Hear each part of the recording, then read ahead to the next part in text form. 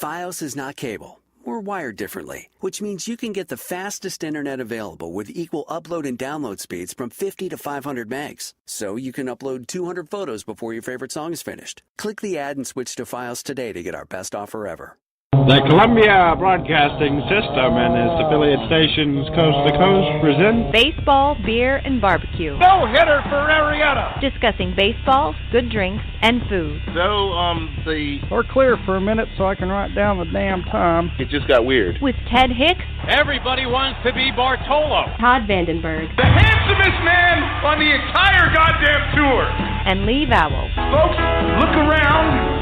Anyone who's not singing in the choruses is a racist. Every Saturday morning at 10 a.m. on the Happy Hour Network.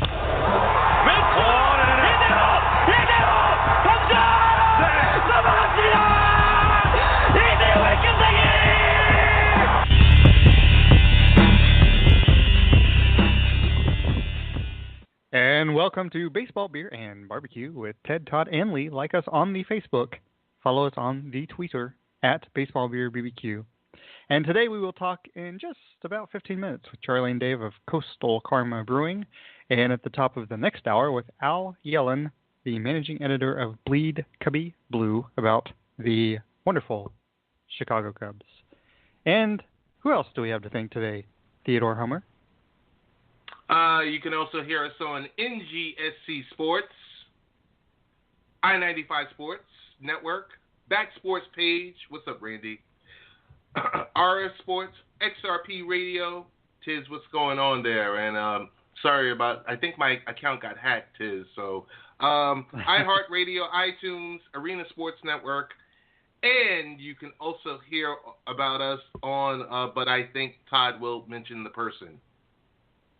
I will indeed mention the entity that is Computer Repair NC. On the Twitter, at CJComputersNC, 919-653-8496. Is your climate screwed up? They'll reboot it. Is your political candidate screwed up? They'll reboot him or her. Again, at CJComputersNC, Computer Repair NC, 919-653-8496. They will fix your world. So, hopefully everything will go smoothly this morning. Todd broke up a little bit when he said world. It could have just been he was far too loud for radio, for Saturday morning radio. Far too loud. So, for what? Far too loud. Say something? Oh, far too loud, yes. Maybe. So, the Olympics got started last night. Did anybody watch the opening ceremonies? I'm assuming that's a no. So, what? I watched about 17 minutes of it and then turned off the TV because it was boring for the entire 17 minutes. I had it on in the background for a short time. I was doing other things. I did watch a little bit this morning. Of course, Novak Djokovic is playing today, but the men's water polo was playing. They were playing Croatia when I was watching it this morning. So I guess it's going to be one of those things where I just kind of turn it on randomly when there's nothing else on. And some sports I'll try to tune in for, like rugby and basketball and tennis and things like that. But anything you guys looking forward to? And we've talked about this last week, of course, overall. But anything today that you guys are like, what, I might tune into the Olympics to watch this specific thing? I turned in for the presentation on climate change, but I missed it. So that was from the Albanian ambassador, I believe. But Ted, what about you? I wanted to find out about the latest Zika alert going on, but yeah, that's about it. It's all here, Ted. It's all here. Yeah, it's moved into the northern hemisphere, which is interesting because it's like the Summer Olympics. Yeah, it's Summer Olympics, but they're playing it it's winter, right, in Rio, right, in Brazil. So, but I'm sure it's warm all year round, so it's not like they're cold or anything. They've had so many issues with the Olympics as far as everything, literally everything. The buildings, the security, police force is on strike. You hope nothing bad happens at the Olympic Games, but why are we hosting them why, as we globally speaking, not as Americans, why is the world hosting it in Rio? What are we getting out of that? I'm sure a lot of people are going to be making incredible amounts of money off this deal, as always happens with Olympics, but anywhere. That's the only reason. I mean, the country's not going to make any money. They'll lose money, like Ted was saying. Everybody loses money in the Olympics every time, except for certain key investors who always manage to make millions/billions, which is a crock. My question is why do they always have the opening ceremonies a couple days after the events actually start? I don't know. What is the deal with that? And it's not just Rio. They always do this. It's like, but is it maybe you should Friday actually thing? start the freaking events. I don't know, but start the damn games on Friday. Start them on Saturday after you have your ceremony. You have to fit all those events in, I know, but maybe it's and maybe that's it. Maybe there's just so many. Who the hell? Opening ceremony for 2 days? That's the longest opening ceremony ever. It's like let's have the kickoff of the football game 10 minutes into the first quarter. It's like, what the hell are you doing? The Olympics is so bizarre anyway. It's like maybe at the during a second and seven, about 7 minutes into the first quarter, we could have the national anthem song. So let's take a break. That'd be lovely. National anthem. So speaking of national anthems and national things, politics, of course, Donald Trump is being Donald Trump this week. There's been some people talking about, he might even drop out. I haven't heard. Why would he do that? First of all, that goes against his ego. But I'm not sure this talk seems to be swelling for whatever reason. And then we have the whole fiasco with the Muslim soldier and the Muslim soldier's parents, I should say. Well, your guys' thoughts on the next president of the United States, Donald Trump? Other than that, he's a pig. Going back and forth with this stuff about not paying respect to Captain Khan and his parents, and finally 2 days afterwards he finally says, sorry for your loss, or actually he didn't say that, he said I appreciate his sacrifice, whatever, after he had talked about how much he sacrificed, and then the thing with the Purple Heart, and I went into a little bit with a conservative friend. It's like, you just meant it as a joke. It's like, when you see the video, clearly he was joking. He wasn't serious in the comment. But a lot of veterans who lost limbs, eyes, various body parts don't really think that's something you joke about. Rightly so. It's just the whole thing about him quitting, I think, is simple magical thinking. If we say it loud enough, maybe he'll actually do it. It's like, he's not going to quit. He's going to get his ass beat down, but he's not going to quit. And when he does, he's already set the stage for why he lost, because the election was rigged. It's like, right. He is an absolute fucking tool and fool. And it's just, I feel sorry for the people who follow him, because they're getting sucked in by the greatest con ever. I mean, a lot of them, some of them are stupid. Most of them aren't, but he preaches to what they fear so much. And it just engages that fight or flight thing, and they don't really critically think after that, because, I'm afraid of that too. And everything else shuts off. He's a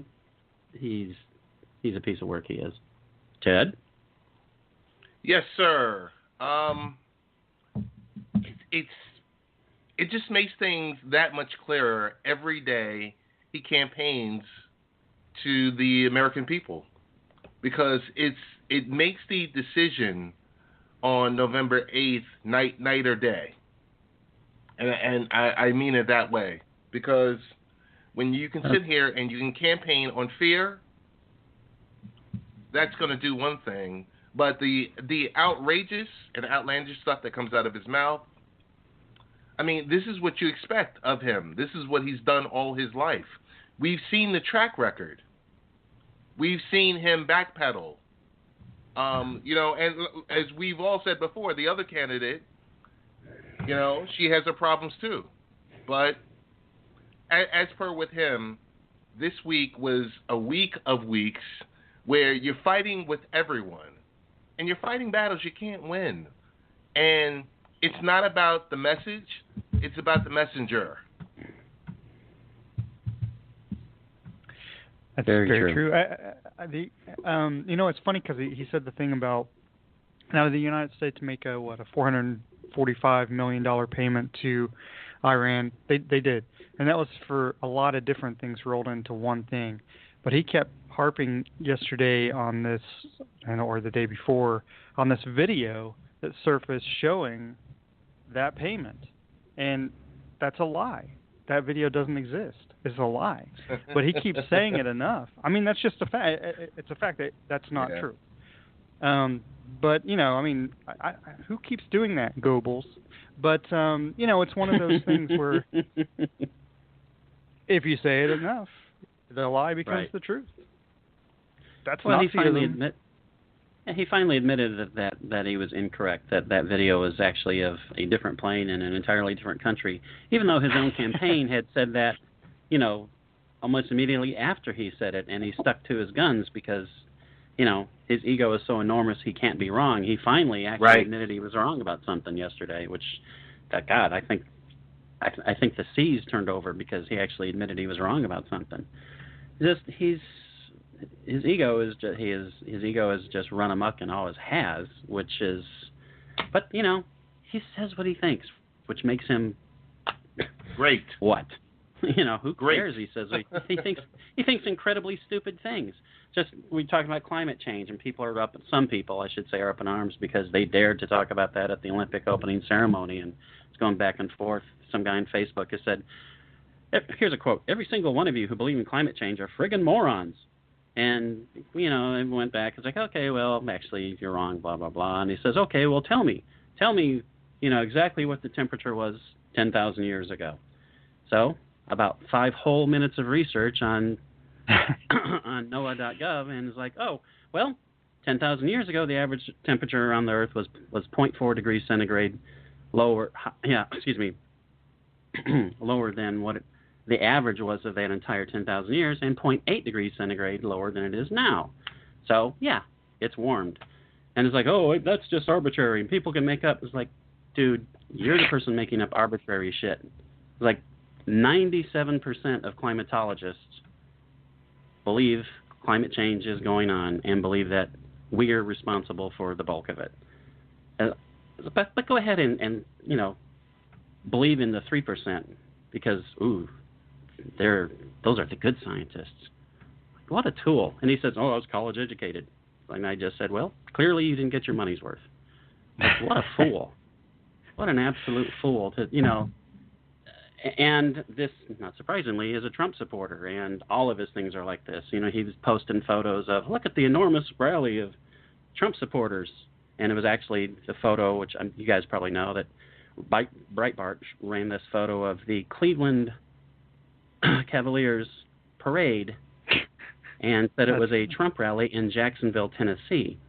And then they corrected it the next day when they were called out, but never apologized for it. They blamed it on social media because it was originally mislabeled. It was like, I had no idea it was Jacksonville, Tennessee. I learned something on the show. There's a Jacksonville, Tennessee? Where is that? I know where Jackson, Tennessee is. Oh, there's Jacksonville, Tennessee calling me. We're actually calling in right now. Still County. The population is.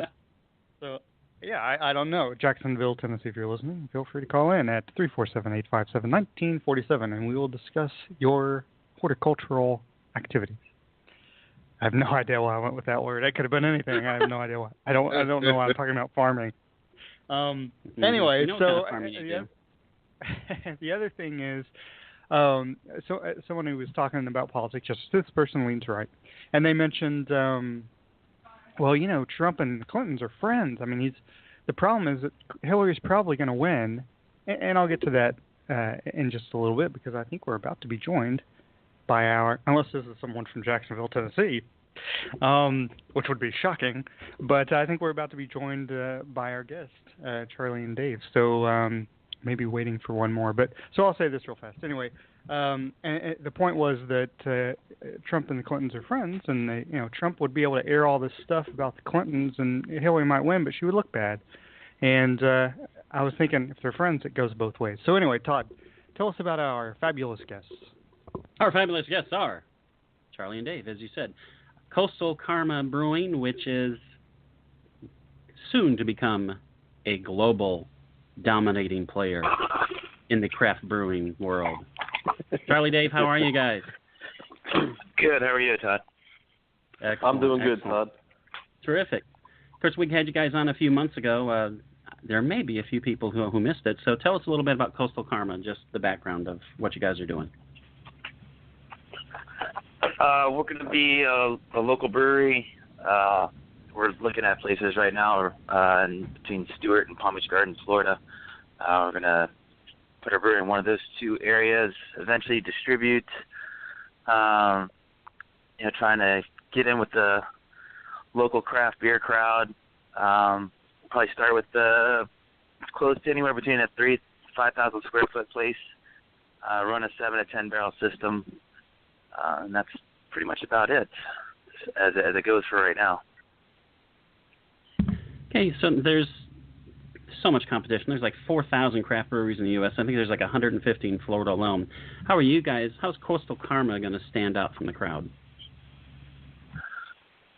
Actually, I've been talking to a couple people lately about the craft beer market because obviously that's what I work in, along with trying to start this brewery, and kind of come up with a theory that the local breweries eventually in a couple of years we feel might phase out a little bit to breweries that are just making good beer, breweries where people enjoy going to all the time and drinking those beers all the time.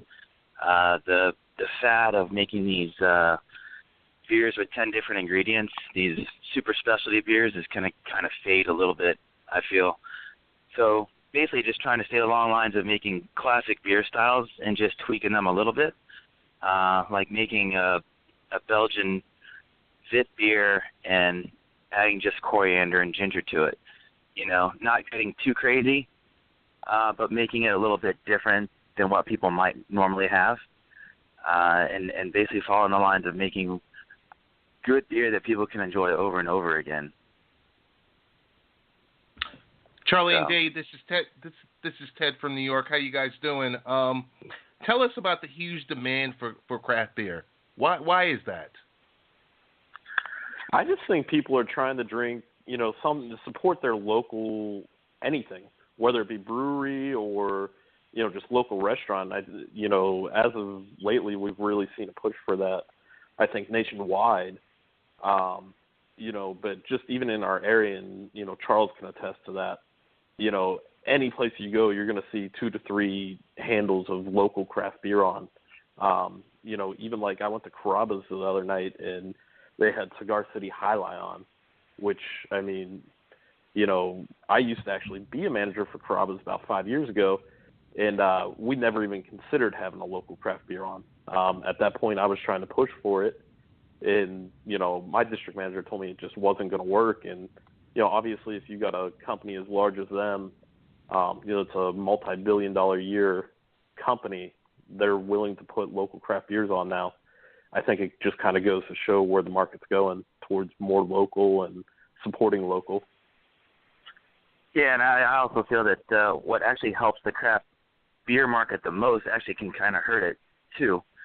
And that is, with wines, there's all these different wineries and everybody wants to taste them and they're from all over the world. And with beer, you kind of have the same thing, but with beer, we can actually tweak it and do even more things with it, with adding coffee, different styles of hops, different herbs, different fruits.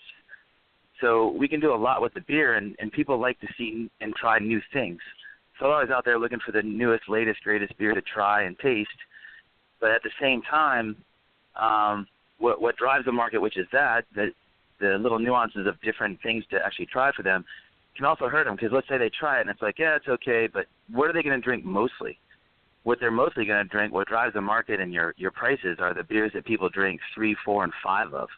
So your IPAs, your blonde ales, your lagers, your wheats, sometimes your stouts or your coffee stouts. But when you go into those real specialty items, which a lot of people are looking for now in the craft beer industry, those aren't really what drive the market and actually increase your profits as a brewery. So, and it's not what people drink all the time. Yeah, they like to try it, they like to taste it. It's something new and different, and that's what people really want. But the sustainability of that is not as well as what it is if you have a great IPA on the market. That's sustainability. That's what's going to drive your brewery. So it's kind of what drives the market in a way, which those real specialty beers isn't what drives the brewery sometimes, and isn't what drives the market financially all the time. But it does get new people in and trying craft beers, having these specialty beers. And we're talking with Charlie and Dave of Coastal Karma Brewing. Guys, you kind of alluded to it a little bit, but if you can give us a quick rundown of your brews, basically your personal favorites.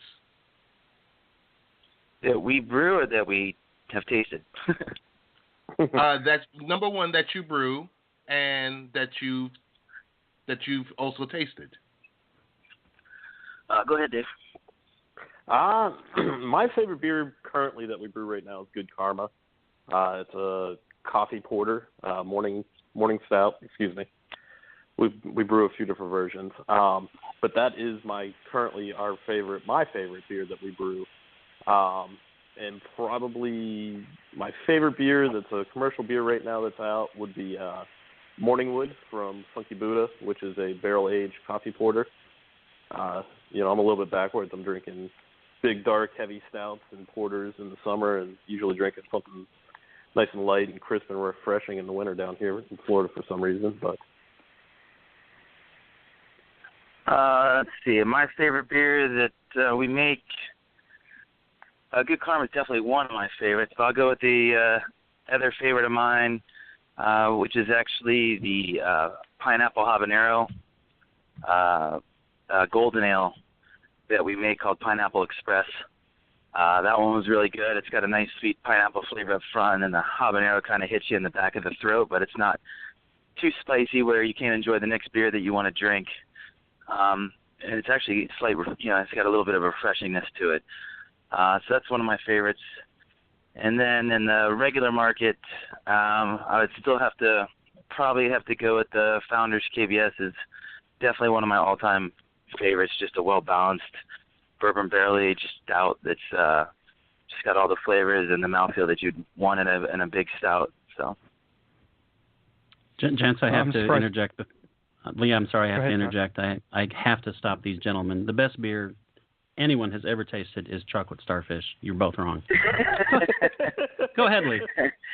Well, Chocolate Starfish will be at the event next weekend, so it tasted just as good as it did last time. It's not a little bit better, actually, this time. Todd always said you like Keystone Light, so I don't know. But Todd, if I was 17, that would still be the best one. An insider, Todd, told us that you're hoping to open around New Year. First of all, if you open, what do you expect from your staff? How do you expect them to gain their knowledge of beer? Is it something you'll train them on? And also, this is Todd's question. He wrote it, I should say. Would you let just any dope pour your brew like Todd, for instance, at an upcoming beer fest, which you guys kind of already mentioned? But feel free to, expand on the beer fest because I'm definitely interested in that. PGA National Beer Fest next week, Palm Beach Gardens.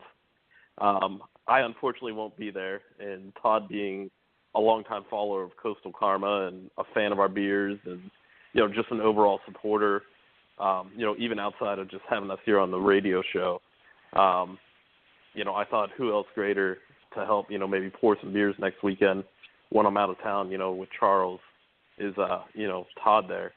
And so I reached out to him, and, I guess, as he said, he will be coming to pour with us next week. Well, actually, Charles, not myself, at the PGA National Resort and Spa in Palm Beach Gardens, Florida. They're going to be doing a big beer fest. I think about 100 different 100 different breweries there. So it should be a good time. And to touch on as far as our, once we get our brewery up and going, at first it's probably going to be a lot of Charles and I behind the bar. These things cost a lot of money to get up and going, and, it's going to be probably friends and family just helping us out. And, not that we don't associate with people that aren't in the craft beer industry, but I mean, my fiance, she's become quite the craft beer guru. Along with most of our friends, they work in the industry. We have a close friend whose family owns a craft beer bar, and he's already trying to fill out an application. We don't even have a brewery open yet, and he wants to come pour for us. So, yeah, I mean, just to touch on that employee thing, we will be schooling them on the craft beer industry plus the beers that we have. We want them to get real super familiar and be able to explain our beers to a T. That's crucial in selling our own products, but knowing in the market and knowing if someone comes in and they say, hey, I drink mostly Yuengling, well, which one of our beers from Coastal Karma is that guy going to enjoy the most, given that he usually drinks Yuengling? So we'll start them off with an amber ale or, maybe something in the range of between an amber and a brown, and then maybe go from there like, hey, well, you might want to try our Kolsch or our stout also, it's got some great flavors, they're easy drinking. So, but educating our staff is something that's going to be ongoing. They'll probably have, little assignments or quizzes every couple of weeks, just on the basics and things like that. So they don't forget it because, sometimes you learn something and then you don't use it every day. You don't use it for a little while.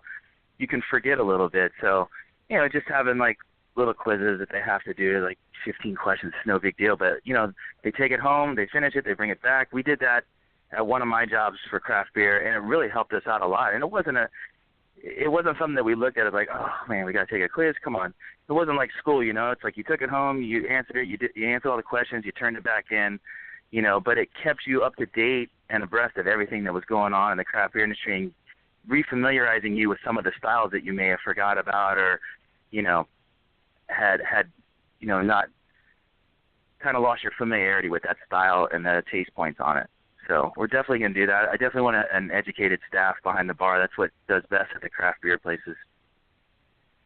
Yeah, as far as training goes, I can attest to that, how important ongoing training is, because every 2 weeks, Lee and Ted quiz me on which end of the baseball bat you hold, and usually I do okay, which is why I'm still on the show. So as far as pouring, I am really looking forward to it, though I do have to caution you, Charlie. Dave didn't tell me that I had to pour for anyone. So he just said I have to come pour, so I'm probably going to pour about 100 down my own throat. So I don't know if that'll actually help you that much, but I'm really looking forward to that. You're allowed to drink stuff and go around and do all that. We take like 20-minute on and off shifts or 30-minute on and off shifts and stuff. It's a lot of fun.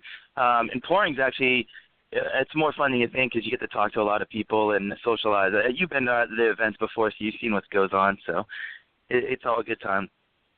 And anybody within the sound of our voice, which means you people in Kazakhstan and in the Green Party in England, please make sure that you come to the PGA Beer Fest in Palm Beach Gardens, because it's going to be awesome. The beer fests are always fun, but definitely you cannot miss Coastal Karma.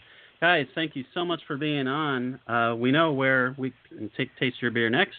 Where can we find you guys on social media? Facebook, we're on Facebook. We're on Instagram, facebook.com/Coastal Karma Brewing. Just on Instagram, Coastal Karma Brewing. And that's about it right now. Awesome. So looking forward to just getting totally crunked on the various beers, especially Pineapple Express. I'm going to have to hit that too. Thanks again, guys. Thank you so much for having us. Appreciate it.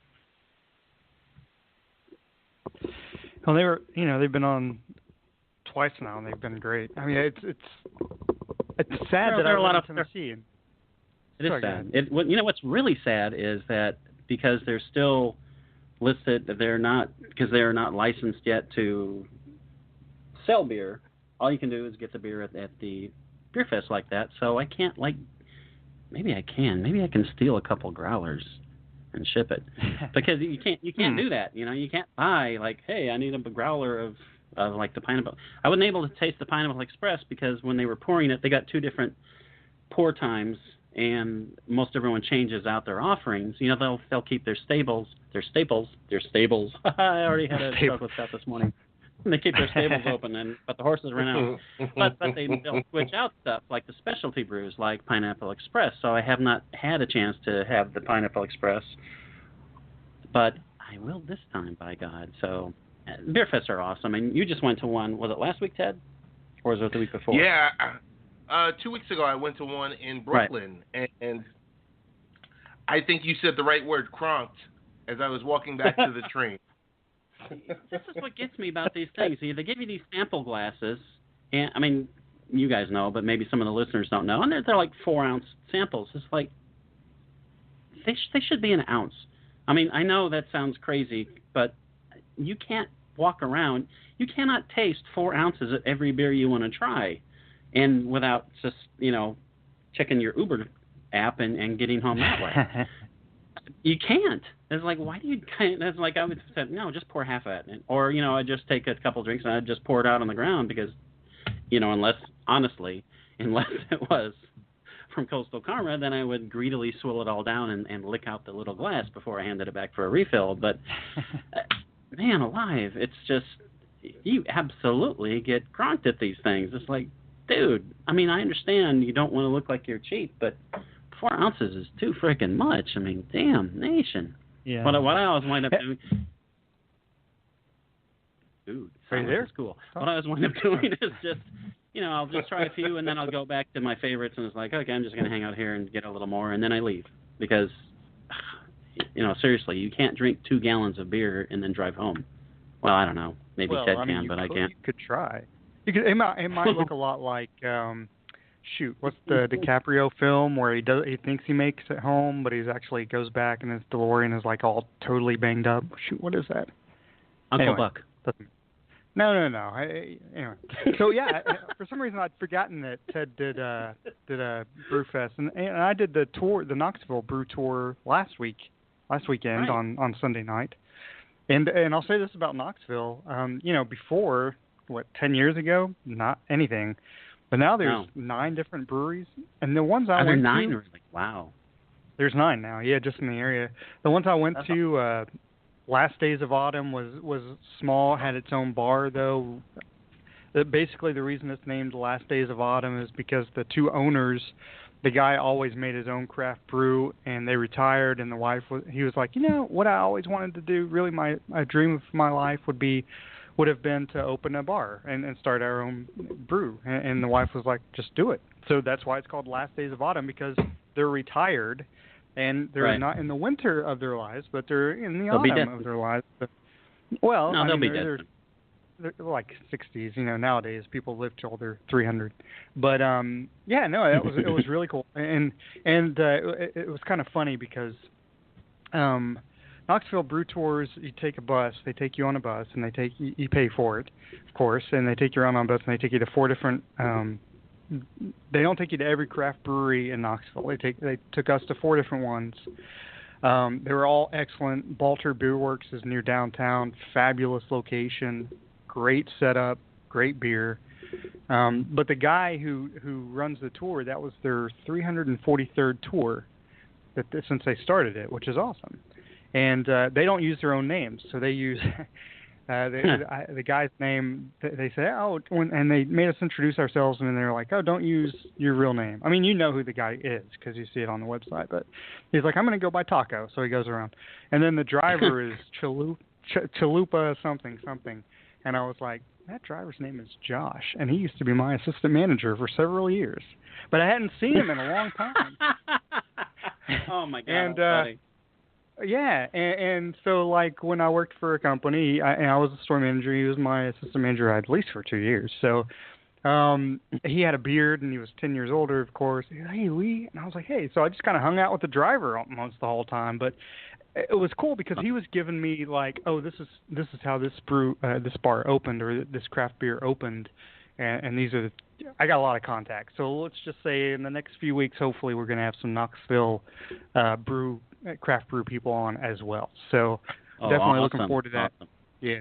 So all the beer I had was fantastic. So beyond beer, there is a reason we have baseball beer and barbecue. We need to have somebody come on and talk about food. I don't think we've ever done that, but we should. And besides politics and Olympics, several things have happened this week as far as training camps. National Football League training camps opened, and the college football polls opened. And I will happily say that the 3 teams that I root for the most in college football, the University of Tennessee, University of North Carolina, and the University of Washington, are actually all in the coaches' poll. So, and that's pretty cool. I don't think that may never happen that I've been aware of it. Tennessee's 10th. They actually got, I don't know if you're not aware of this, Todd, in the coaches poll, they got a first place vote, like number 1 vote. Really? So, I didn't know they got a first place vote. Wow. Someone's crazy. Yeah, they got 1. But they're so loaded. I mean, if they beat Alabama. Yeah. Anyway, and North Carolina is 20th. and Washington's 18th. So it's exciting. And Ted, unfortunately, Stony Brook did not make the top 25 this year. Ted's fallen off the face of the earth. I think he got bored with us and left. I thought I heard a door shut. And Todd,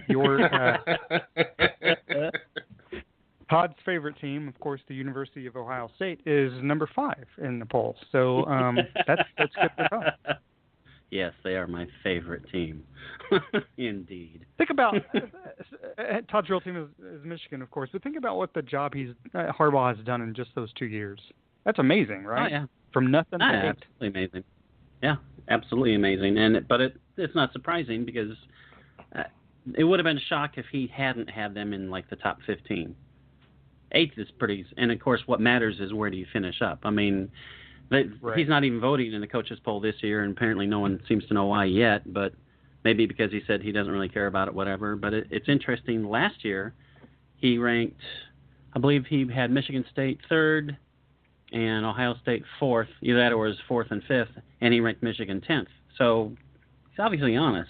He's not, at the end of the year, he's not going to say, oh, blah, blah, blah, we were the best team anyway, regardless of the losses, because they were flukes. You got to be honest. And what matters, of course, is where you end up at the end of the year. But that's pretty amazing in the short amount of time he's been there. But again, is anybody shocked that he's got them maybe to this point? That is surprising. But the fact that they're a power and that you have to pay attention, basically that they're relevant, that's no shock at all. That's why they went after him. That's why he's there.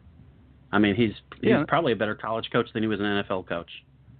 Well, and he was a good NFL coach. It's Harbaugh. Isn't this expected? Unfortunately.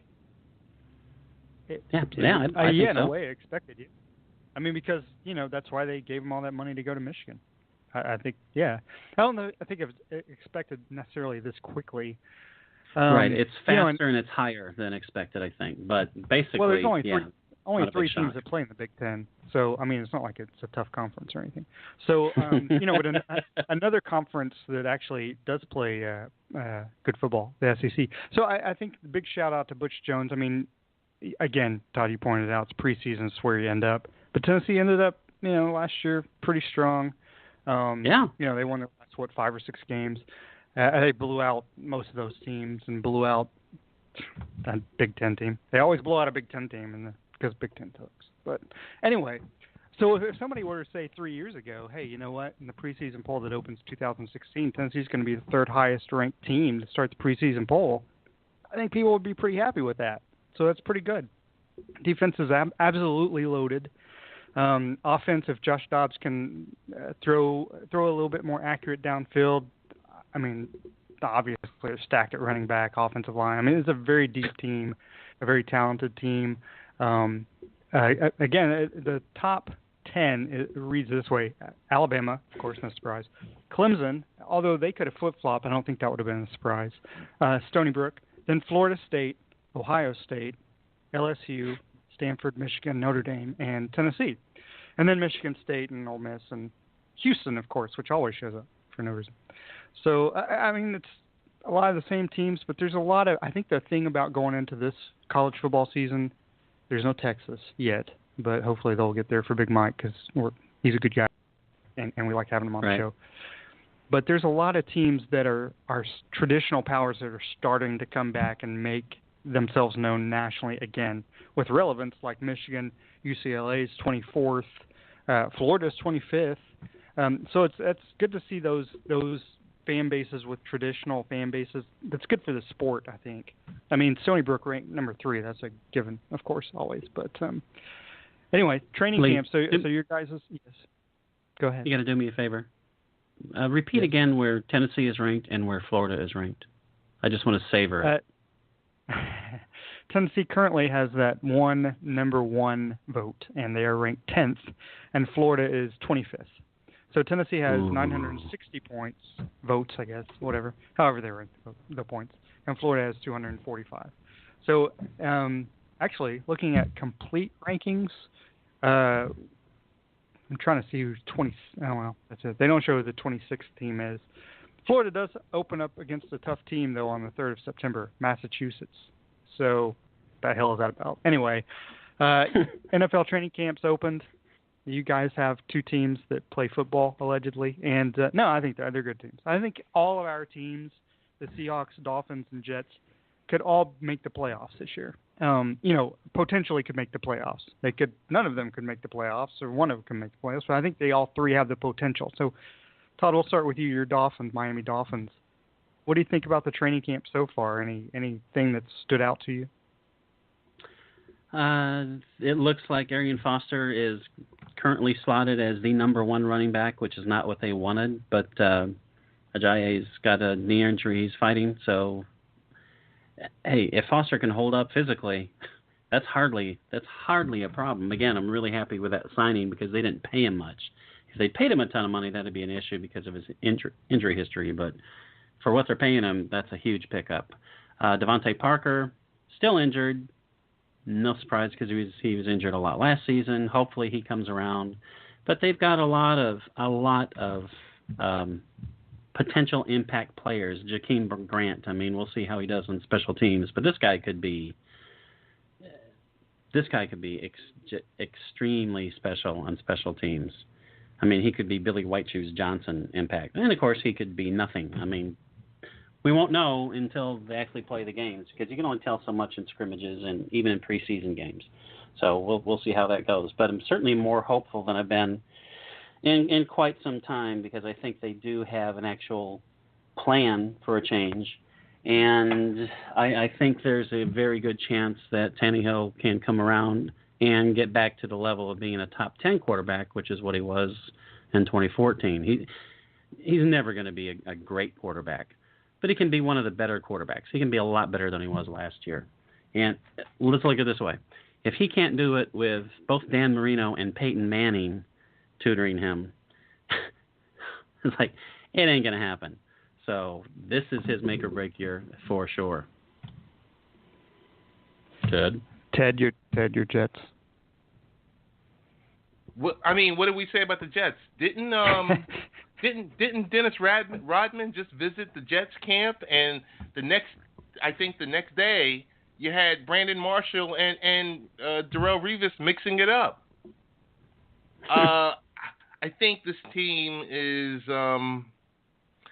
Did we overachieve last year with 10 wins? I believe so.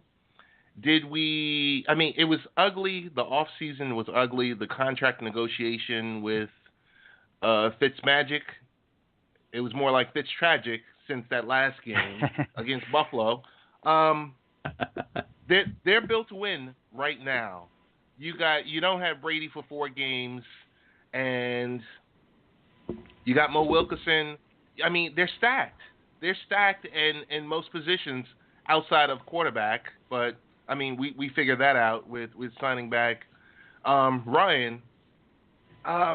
It's a make or break season for them because most of their veterans, they are here to win right now, this very moment. And a lot of these guys, kind of, in Jets fashion, a lot of these guys won't be there in 2 years. Because you if you look at the core, some of the core players, they're above 30. So I try not to get too excited, but I love the intensity with training camp already, and we're going to wait and see. But the one thing I really don't want to hear about is the fact that when they start talking, we can grab a wild card or anything like that. No, you're poised to win the division. You don't have Brady, but the Jets do have a rough schedule, so it's kind of wait and see with them. Yeah, and both the Dolphins and the Ted ended that. Hopefully he's still there as well. He just fell off this. So, but yeah, the Dolphins and the Jets play the Seahawks. Each of those teams play in the first month of the season, and then the Seahawks have their off week after the Jets. So, they get the Jets on the road. That's going to be a tough game for the Seahawks. That would be a tough game for both of them, but that's a tough place to win. And as Ted pointed out, the Jets are a good team, and it's tough to win on the road in the NFL, no matter who you are. The Dolphins have to come to Seattle that first week, so that's probably a harder matchup for Miami. But it'll be interesting to see how it plays out. No, I don't mean any disrespect. Miami can win that game. You know? No, I'm laughing. I'm laughing that you say that's probably harder. That's not probably harder. That's incredibly hard. I mean, if they don't lose that game by 17, I'll be happy. And I'm talking about the Dolphins. NFL game. In the NFL, it could be a 10-point game, and it could feel like a blowout. You know, like the Jets when they beat the Patriots 20-10 last year. Was that the last game of the season or next to last? That felt kind of like a blowout, really. Right. It did. But it was. I know Brady's out the first 4 games of the season. Obviously, the Patriots are still a talented team, but I think Ted's right. I think both the Dolphins and the Jets have a good chance at supplanting the Patriots, and why not? You have to go in with that mentality. You can't go in with thinking, like Ted said. Ted rightfully exactly. said, you can't go in with the mentality of, hey, maybe we'll make the wild card. No, you got to go in with the mentality. This is my division. I'm going to win the division, because if you win the division. I know that Pete Carroll always says, win the division, then win the conference, then win the Super Bowl, and that's really how you have to address it. Because if you win your division, you're going to be in a position to have home field advantage in some games, if not all the games in the playoffs, until the Super Bowl. So I will say the good thing about this Seahawks camp so far is, besides Michael Bennett beating everybody up, there's no holdouts or anything like that. So last year we had Cam, and then Earl Thomas. He didn't hold out, but he missed all preseason because of the injury with the labrum. So they're healthier going into the season. I think they're a lot more focused after the first half of that Carolina game. I'll say this. They got trounced in that first half of the Carolina game. I was proud of my team, the way they played in that second half, that they didn't say, we're just done. They lost by 7 points. And they could have almost came back and won that game because they had a chance late in the game. And that's the kind of – you have to bury the Seahawks if you're going to beat them, and that's one thing I've always loved about that team under Pete Carroll. So be interesting to see. Preseason, of course, means nothing. I think the main worry with the Seahawks is who's their backup quarterback. If Russell Wilson – we've been so lucky as Seahawks fans to not have him be injured. But if he were to get injured this year, what's the answer? Tavares Jackson has been the backup. He's not on the roster right now. Trayvon Boykin currently would be the backup. So, is that the answer? That kind of is some worry there. But any final thoughts on training camps for you guys? I mean, there's some holdout. DeAndre Hopkins decided to hold out. It's kind of weird who decides to hold out suddenly. Yeah, as you said on the fabulous Cover 32 Seahawks show, that's a big help that Cam is in training camp this season. That makes a huge difference for that team. I mean, to me, and I'm not just saying it because Lee will kick me off the show if I don't say it. It's like Seahawks are the team to beat. Honestly, I really think that. Well, no, Todd, I need you. Oh, I'm ahead, sorry. Todd. No, go ahead. Todd, I need. No. Todd, I need you to rewind back. We should do this the rest of the show. No, go ahead. I need you to rewind back for a minute. You said Cover 32 Seahawks show. What the hell is that? What is that? It's what is blowing that, up. Todd? It's bigger than Trump. It's bigger than Trump. Oh. Trump even With said better something hair. about it. Purified air. I've seen rabid raccoons that have better hair. No, I appreciate Todd pointing that out. Yeah, basically the Seahawks show is now the official podcast of Cover 32's Seahawks site. So Cover 32, for those who don't know, it's like an SB Nation. It was started by the guy who actually wrote for, we may have had him on the show actually, come to think of it. Wrote for the Broncos SB Nation site from Mile High, can't remember, but I think we had that guy on the show. But he started Cover 32 a couple years ago, and it seems to be growing pretty well. And so Tim Lynch is the editor at Seahawks, so we worked together, and he was like, hey, if you guys want to do the official podcast of this site, of course, and we'll have Tim on as a guest every week for one segment, and then we'll have other guests on. And Todd, you brought up a good point. Jackson Bevins, who we had on from Field Goals this past Thursday, mentioned the same thing as far as Seahawks elements that need to be worked out. I mean, you have to go in with the right mentality. So let's talk baseball before we actually are joined by Al Yellon in about 10 minutes to talk Cubs and a few other things.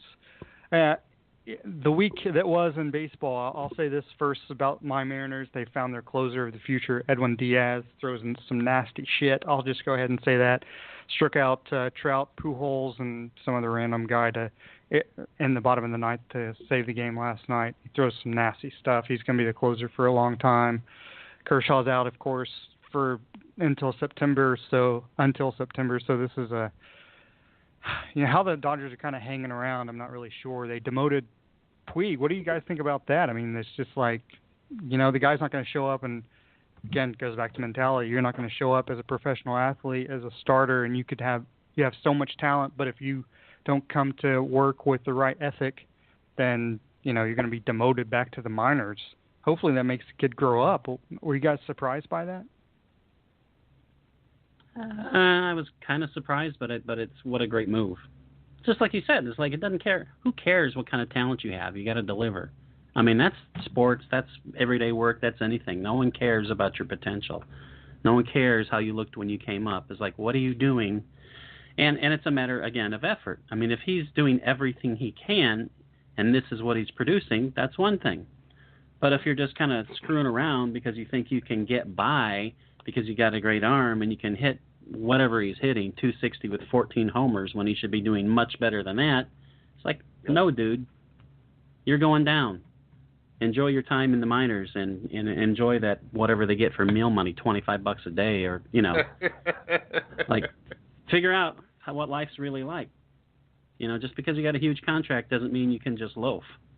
And then on the flip side, we got A-Rod, who is people on ESPN this morning. They were calling out, play A-Rod. You got to play A-Rod. It's like, I'm not really interested in playing a guy. What is he hitting, 170 with no power? It's like, no, I'm not playing A-Rod really? Because he's got a contract. Oh, let me pull it up. It's awful. That's almost Mark Teixeira-like. It might be Mendoza line. He might be hitting better than 170. Because I think a few days ago he was hitting 204, but then he had the golden sombrero. I think last Saturday. I think he struck out. Yeah. Apparently he's still hitting 204, but his OPS is 609. Yeah. That's a DH. And they're on the hook for $27 million for this guy. Woo! He has 44 hits. He has 65 strikeouts. Yep. I don't need that guy playing. What are you playing? What are you playing him for? To see what your future's like? This is obviously the Yankees are looking at the future. What do we got? They don't care how he hits. The stuff. Oh, you got to play him. You got to. No, you don't. It's like you owe him nothing. Matter of fact, he still owes you for ripping you off of that season because he was a bad boy and taking things he shouldn't have taken. It's like, no, screw him. It's like they owe him absolutely nothing. I was like, and compared to Puig, I think he's given it everything he's got.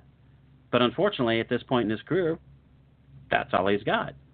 He's slugging .356. I'm just like, when you're DH, that doesn't cover it. That doesn't cut it. No. That'd be pretty damn bad if you were like a wizard at short, not a DH. Play A-Rod, whatever. Those are Jason Bay-like numbers. those are Pete Rose numbers. And if he was the manager of the Yankees, he'd be writing himself in. That's the difference. It's true. Hey, here's another question. Will Ichiro Suzuki ever get another hit? No. I mean, he stuck at 29.98 for what? Since the 28th of July. Yeah, it's crazy. You think he's feeling pressure?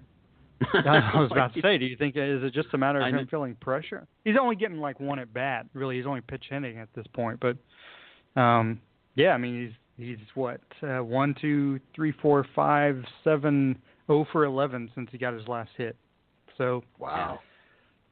Yeah, and of course he wasn't playing very much, but his average has gone from 335 down to 317. Of course, he doesn't have any slugging at all, but yeah, it's interesting. I guess he is feeling the pressure. For a guy who didn't really ever seem to feel the pressure, it does seem like he's feeling the pressure at this point. Any major trades that really stood out to you from the trading deadline last week? I mean, there weren't some teams made moves. The Dodgers made some moves, but they weren't like earth-shattering or anything like that. Was there anything that really stood out to you? I'm surprised the Yankees didn't trade more. That's what stands out to me. I thought they would have unloaded even. I'm sure they tried, but they still have. I'm sure they tried. People on the roster. I didn't think they'd still have. I'm shocked McCann is still there. Right. Yeah, the Braves wanted him. And, of course, Mark Teixeira announced that he was retiring after the season. I work with a guy who played at University of Tennessee, coaches traveling team, knows, well, I've mentioned him on the show before. He knows the people really well. One of his better friends is the pitching coach for the Padres. And I said, hey, Jonathan, because his name's Jonathan. I said, hey, Jonathan, Mark Teixeira announced his retirement. And Jonathan was like, is he still playing? And so I think he meant that as a joke, but my response was, I really don't think he's played in 5 years. Maybe he's just announcing his retirement. Maybe he's like Julio Franco. You know what? It's time for me to retire. I'm 63 years old. I'm His bat retired in April. It's about time he did. Yeah, before then. But Tex. What the hell am I saying? Ted, you are the New Yorker or Tex. Now you're Tex Homer Hicks. So we rebranded you. So what do you think about Teixeira retiring? Does anybody in New York care? Not necessarily. I mean, I think his contract was scheduled to come up for next year. So there's a level of relief. I mean, let's put it this way. If Greg Bird didn't get hurt, Larry Bird, you mean? This would be Greg. If Greg Bird didn't get hurt, I mean, this would be a non-issue because Greg Bird would get most of the at-bats at first base. Okay. So, I mean, is he due? Yeah, he's due. But, okay.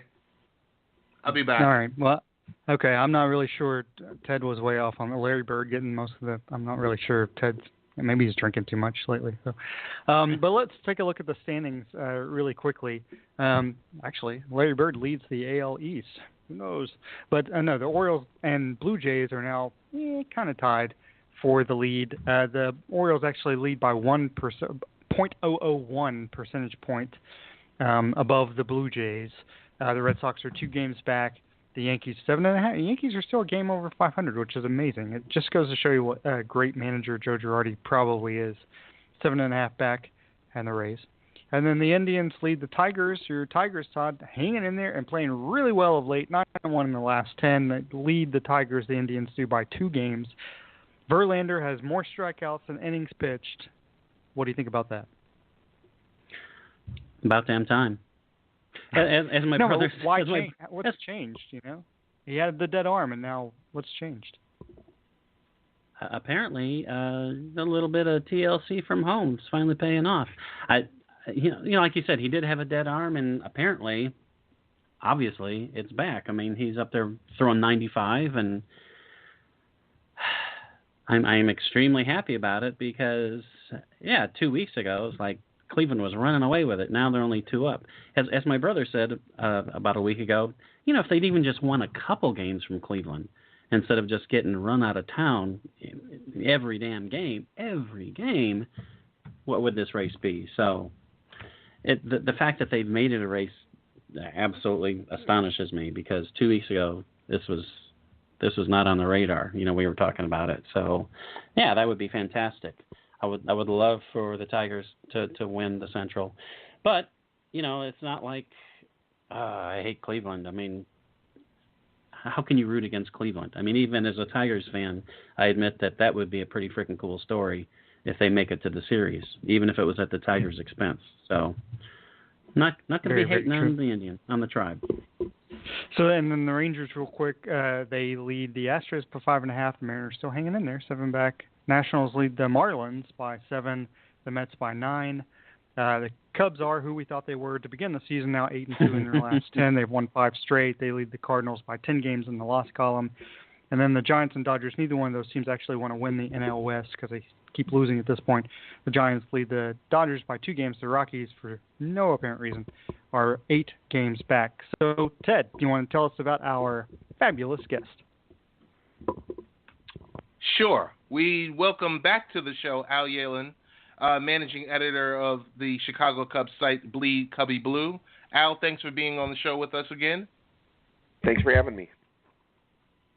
Hey, Al, I got a quick question for this. Is Todd. Just last week, Joe Maddon had one of the worst hitting pitchers in all of baseball, pinch hit in extra innings. Lester, of course, lays down this perfect bunt, pulls off the win. I thought Wizards had been banned in baseball back in Cap Anson's day. What's going on with this guy? I mean, really, is anyone close to Joe Maddon in managing? No, I mean not in terms of doing offbeat types of things like that. I mean, it was pretty obvious that when John Lester came up to the plate, you say he's a terrible hitting pitcher. He was obviously up there to bunt. There have been times when he hasn't been able to do that, but he did it perfectly. I guess like you say, it's a wizard type thing, and there isn't anybody else who's doing anything like this. So Al, who's a greater hero in Chicagoland, Joe Maddon or GM Theo Epstein? You'll get votes for both. I mean, Theo gave Joe the guys that he needed to do this, and then Joe works his magic. So I'd have to split those votes between the two of them. They're both really important, obviously, to the success of this Cubs team.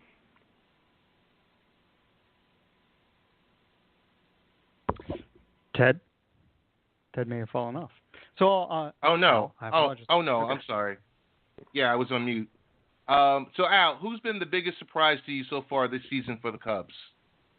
Well, let's see. That's a real good question. I'm going to go with Kyle Hendricks. I've always been a big Kyle Hendricks fan. I know a lot of people haven't expected much from him because he doesn't throw hard, he barely breaks 90. But not, he's really doing the kinds of things that I had hoped he would do after he was brought to the Cubs about 2 years ago.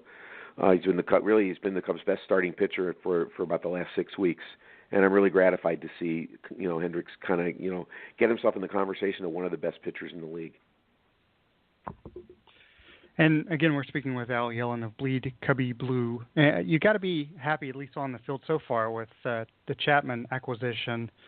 Is there any concerns off the field, and is there any concerns as far as after the season that the Cubs gave up too much to get Chapman for half a season? Well, this is the kind of move, we're not used to this because the Cubs have not really been in this kind of position in a while, but it's the kind of move that you make when you want to win now. And they still have enough depth in the farm system so that there's still prospects, in the pipeline. And yes, they did give up a lot to get Chapman. On the other hand, if they win the World Series, does that matter? They made a deal like this in 2008 when they last had a team that blew through the regular season to the division title like this, and they gave up a lot of guys to get Rich Harden, including Josh Donaldson, who became, who's now an MVP. I don't think anybody expected Donaldson to be that good. When the Cubs traded him, he was a catcher hitting .210 in the Midwest League. But they thought that giving up the 4 guys they gave up, and the centerpiece of that deal was Eric Patterson, who never did anything. If Rich Harden had helped lead the Cubs to the World Series, it would have been okay. So to me, this is the same kind of deal. Yes, they gave up a lot. Yes, maybe someday Gleyber Torres will be an all-star for the Yankees. But if the Cubs win the 2016 World Series, it's okay, because that's why they made this deal, to win the World Series.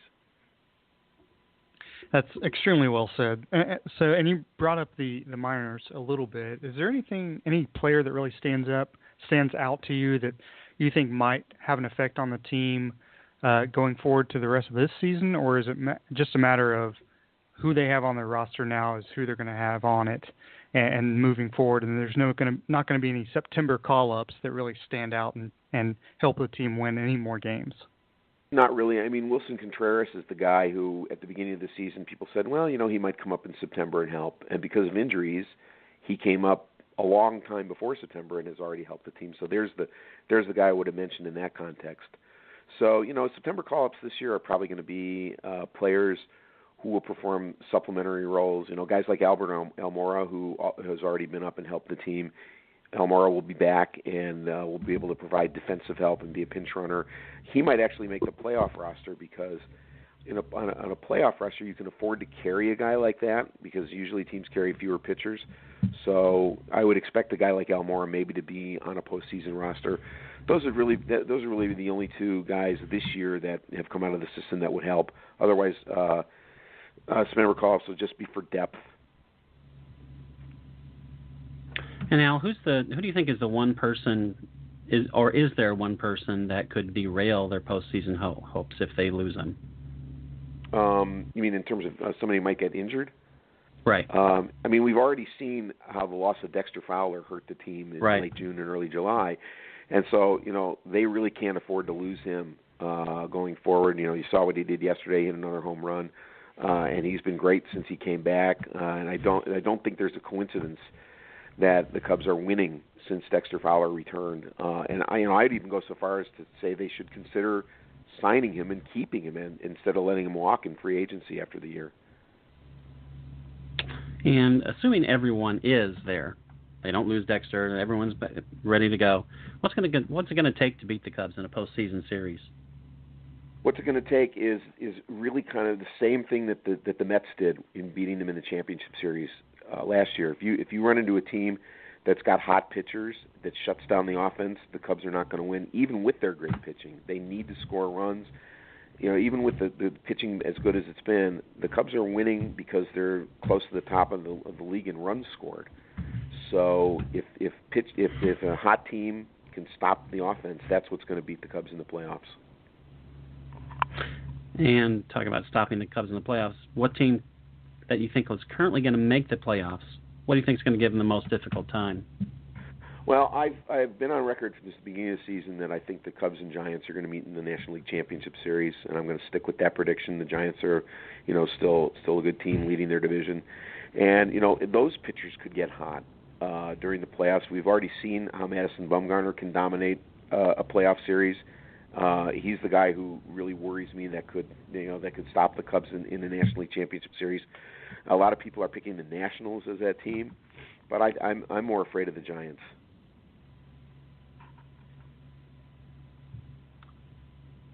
And Al, Ted? I think my question is, I don't know if you guys can hear me. Yeah, I hear you. We can hear you Question just is, fine. Yeah. Oh, okay. Who's the Cubs MVP so far?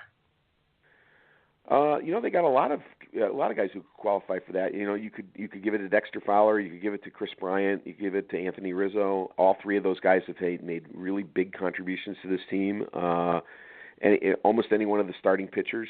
If I had to pick one person who's been the team MVP, it's got to be Rizzo, who's leading the club in just about everything, and who is obviously the emotional leader of this Cubs team. So let's go with Rizzo.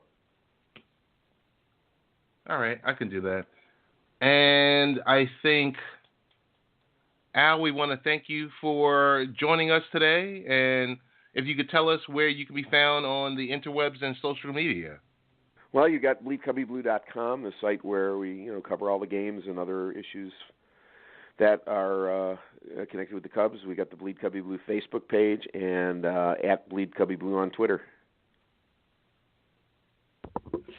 Well, Al, as always, you've been on several times with us. It's always a pleasure to have you on, and we really appreciate it. And go Cubs. Hope they pull through. It'd be great for the city of Chicago. It sure would. Thanks for having me. Appreciate it. Thanks. Okay. So, Al is always fantastic when he is on. It's a pleasure to have someone, especially at this point in the season with the Cubs, the start they had, and now where they are currently playing back to the way the Cubs were playing. It kind of had that lull right around the All-Star break, things like that. But Al is always a great guest because he's so in tune to the team. And I think we may have said this previously, but we each have favorite teams, but I think none of us would pull against the Cubs right at this point. It's almost like if the Cavs won the NBA title. If the Cubs were to win Major League Baseball World Series, that's just great for baseball, right? Oh yeah, I agree. I mean, if the Marlins wound up somehow against the Cubs for the pennant, I guess I really would have to root for the Cubs. Now, if it was the Tigers and the Cubs in the series, I don't know. I'm gonna really struggle with that one. But it certainly would not break my heart to see the Cubs win. I mean, like you said, it's awesome for baseball if that happens. Yeah, and if the Mariners were able to get to the World Series, which they're not going to be, but if they were, I guess I would struggle with that because it's a matter of, well, you haven't won one in a long time, but the Mariners have never won one, so, Right. It's just kind of, it would be hard to root against our own teams, but against any other team, if the Cubs played any other American League team, I think, besides the Mariners, I would definitely pull for them. Yeah, because it'd be great. Seattle wasn't even settled the last time the Cubs won the World Series, so that's a joke, but you're not far off, actually. I mean, I hate to say it, but you're really not that far off. You're like 20 years off. That's not saying a whole bunch, actually. So, anyway, you guys have any final words? We have our first medal. Did you guys know that? Sounds like a joke. Already? But it's not a joke. The 10-meter air rifle. The 10-meter air rifle is an Olympic event. They shoot an air rifle that's 10 meters long? Yes, that's crazy. That's the physicality. That's the athletic of it, the athleticism of How it. do You they have to hold up the rifle? With great difficulty, but it's 33 feet long, but they manage it. It's got to be really easy to hit the damn target though, because it's like right there at the end of the barrel. So it must just be holding it steady. But 10-meter air rifle is an Olympic event, and and some of the sports that are not Olympic events, it's mind-boggling. But that's an Olympic event. But Jenny Thrasher, we love you because you are our hero, and you have the first gold medal for the United States in the 10-meter air rifle. Very nice. And the paintball competition is later on today, too. So that's really good as well. I mean, it's funny when you said the... rhythmic paintball. That would be fun. Rhythmic synchronized paintball. That would be, it's a cross between synchronized swimming and water polo. But it's, when you started to say with whatever you said, it made me think of the Pulp Fiction thing. With furious anger, they have to hold that up. So it's like, it'd be great. But no, it's the first medal. So how many medals that's the first American medal, but not the first medal in the Olympics, correct? I have no idea. All I read is American news. I don't care. I think there's been 87 medals awarded, and most of those for home decor. No, that. If there were 87 medals, Americans would have some of them. Now, come on, now, Todd. American. We got rules. some of them. We got one of them. Did we? Well, we got one. I mean, but before the 87, this is devolving. So, Ted, do you have a rapidly? Is there a late night parent show that's happening Wednesday? And if so, who are your wonderful guests? Before we get into the show, I want to say this much. Since the Cavs won, and everyone is rooting for the Cubs, except me, the Mets homer, I guess that means I'm going to be a Bungles fan this NFL season then, I guess. I don't know. Stranger things can happen. Wait, that's actually a good question. Let me interject for 1 second.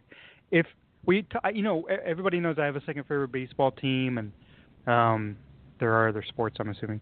But in football, do you guys have? Is there if the Dolphins don't win, do you care who wins it if the Dolphins don't win it? Well, I know I don't want the Patriots or Cowboys to win it. Well, say that. that would require the Detroit Lions to actually field a team, and since they haven't done that in several years, and since now Megatron is only in existence on Baseball Beer BBQ. Because he was holding them back. That Megatron guy? Yes. All he does is score touchdowns. How god-awful is that team going to be now? And watch, they'll probably win 10 games because, they've lost their best player that they've had since Sanders. But in that division, not so sure. That's a tough division now. It would require the Lions to actually do something, so it doesn't happen. So no, I don't really care about anything other than the Dolphins in the NFL. So, Ted, I don't care. Other teams exist? There you go. See?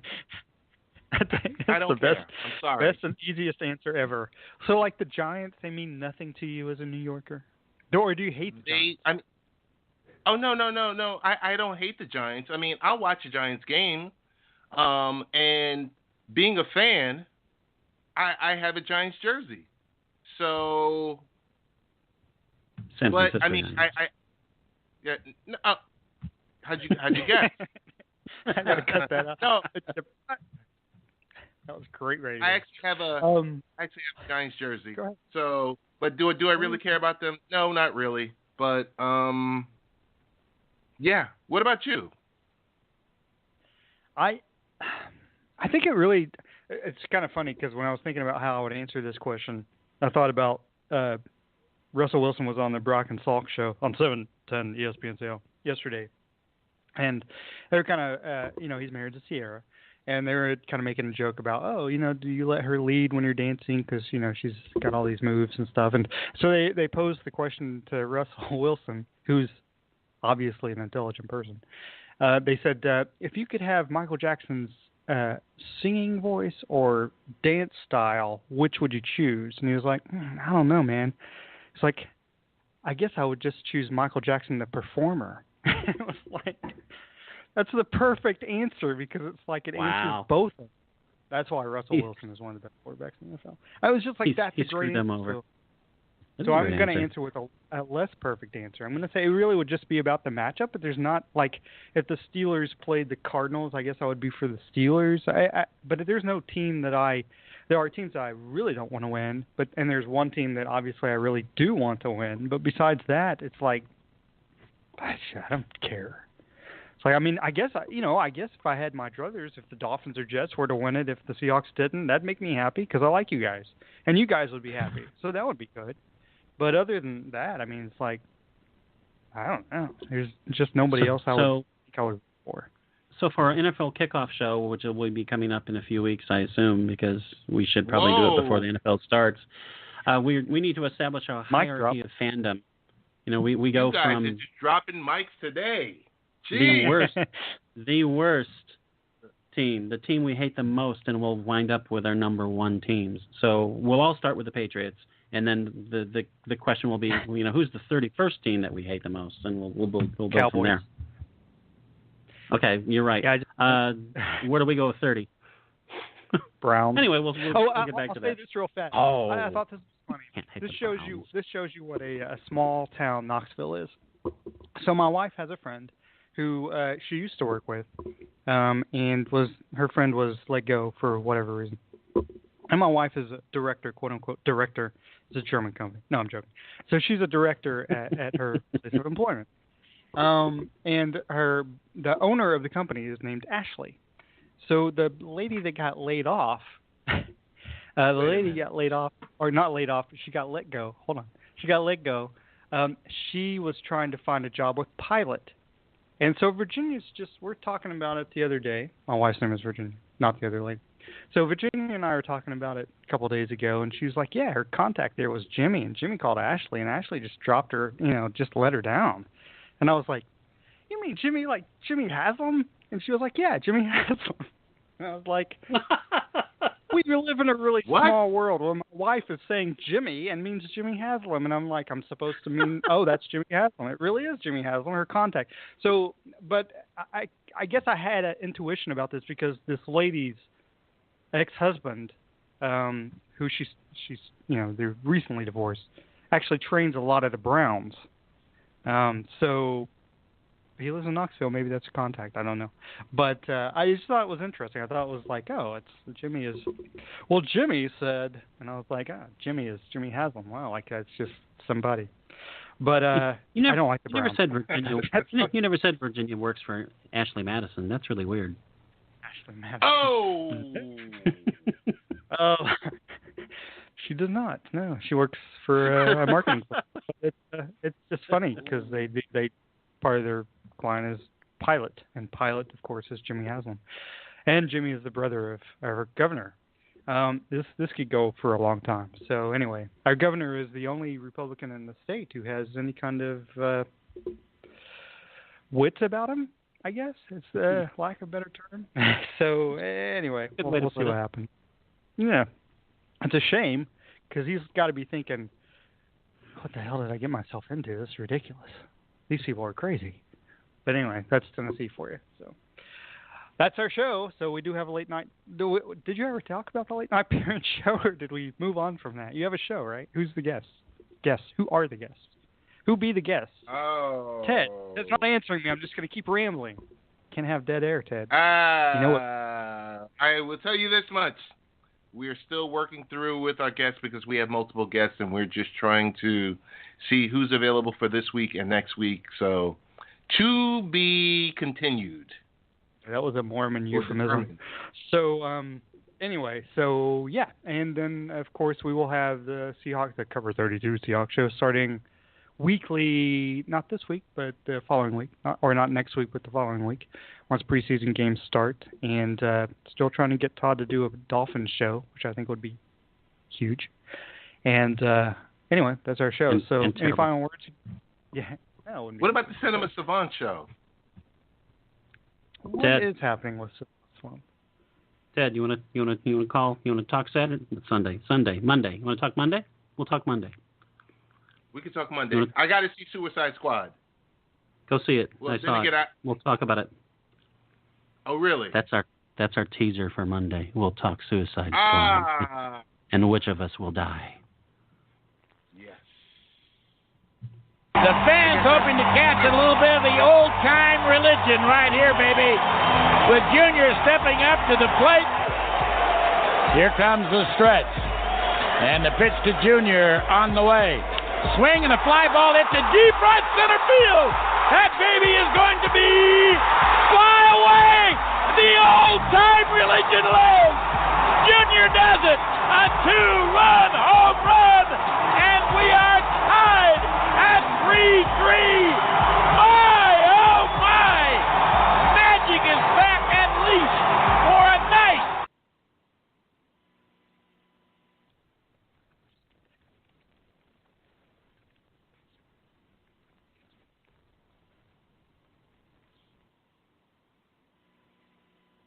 Fios is not cable. We're wired differently, which means you can get the fastest internet available with equal upload and download speeds from 50 to 500 megs. So you can upload 200 photos before your favorite song is finished. Click the ad and switch to Fios today to get our best offer ever. Fios is not cable. We're wired differently, which means you can get the fastest internet available with equal upload and download speeds from 50 to 500 megs. So you can upload 200 photos before your favorite song is finished. Click the ad and switch to Fios today to get our best offer ever.